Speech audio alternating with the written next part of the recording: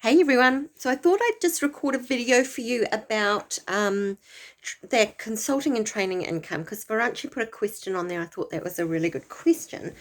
So in the pricing model lesson, you will see that there is a little bit on there about um, how much you should charge for consulting and training and why you should charge more. Essentially, it's more ad hoc work. You've got admin on either side. You need to keep up to play a little bit more, and just generally it's just worth that much, so charge that much. Don't charge your bookkeeping rate for consulting and training.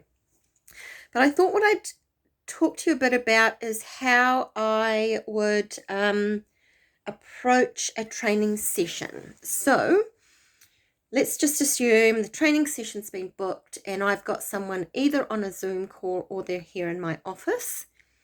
And so if they're here in my office, then I don't prepare, but that's because I've been doing this for a really long time.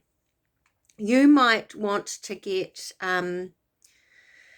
you might want to get invited into the file before you meet with them, just so you can have a heads up and a wee look. But just don't spend too much time on that if you do, because you're just getting paid really for the training session.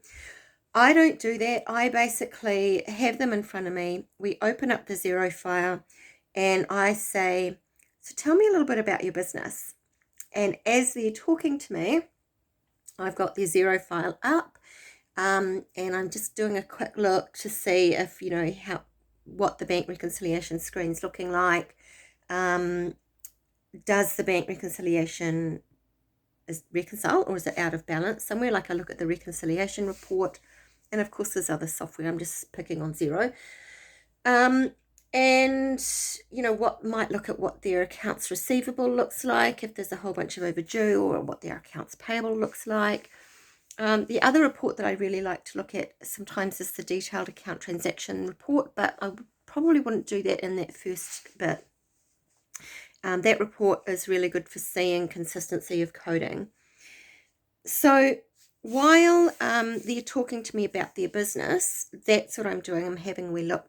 But during that conversation, I'm filling in the blanks, I suppose, of how their business operates, who does what within the business, how they currently manage their Xero file. There'll invariably be things that come up that I see in the Xero file that I'll ask them about that.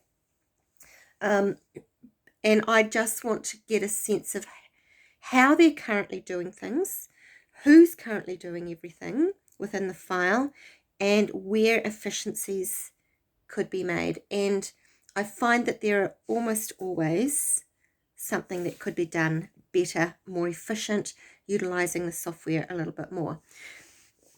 One piece of advice that I was given when I first started coaching by my coach, when I was kind of had this imposter syndrome of, who am I? I don't know everything, so why should I be, how can I be teaching them? They're going to see right through it. I'm a fraud.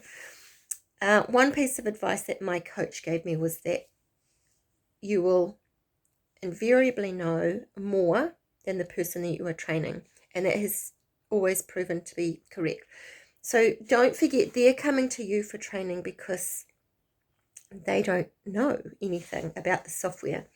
But also, don't underestimate what you do know, because as a bookkeeper, you're working in this software day in, day out, and you know more than you think you do probably. So, just by the virtue of working in it a lot, you will be able to pick things up. And we just assume that everyone knows this, but they don't. The other thing that I've done, so here's a story for you. So when I was first starting out in the consulting and training, my first certification was with QuickBooks, which is now Reckon Accounts.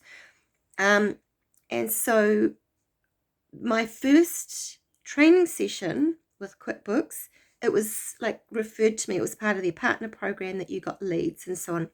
And so I got one.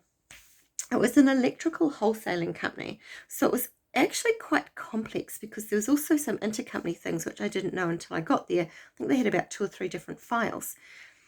And to be quite honest, I was really nervous. But I just think that we have this, I just take this fake it till you make it thing. So you show up confident, because the last thing that they need to feel from you is that you don't know what they're doing. They need to have certainty that they've chosen well, that they've got someone who can help them. So show up confident even if you don't feel like you're confident. And mostly I knew what they were asking and how to make things more efficient. Mostly I knew. There were a couple of things that they asked that I didn't know, and I just went, oh, I'm not sure about that, or I'm just going to have to clarify that and I'll get back to you.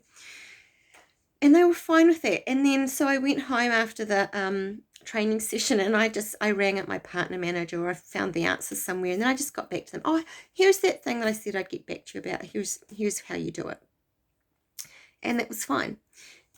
Amazing learning by doing that. Like, that's on the job training if ever there was one. It's also really good on the job, like learning about how other businesses work and operate. So, you know, there's always that fake it till you make it option as well, which I'm a big fan of. And I don't mean fake it till you make it as in like do something that you just have zero skills for at all. Like, don't try to be a pilot when you don't know how to fly a plane.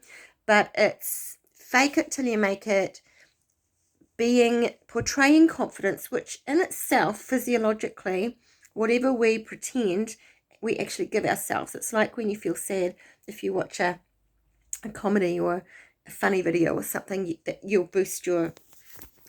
become happy. Even the act of smiling, by the way, physiologically releases endorphins, I read somewhere. So it's the very act of portraying confidence, putting your shoulders back, portraying confidence, fake it till you make it, and then, you know, just making sure that you follow through on anything that you don't know. But most of the time you will. Most of the time you'll be fine. So I'm really happy to talk more about this on Wednesday in our call. If that's something you want to explore a little bit more. The pricing wise, it should be about twice your bookkeeping rate for various reasons. So don't charge training at your bookkeeping rate. There's lots of reasons why. Anyway, I hope that was helpful, you guys, and I will see you later.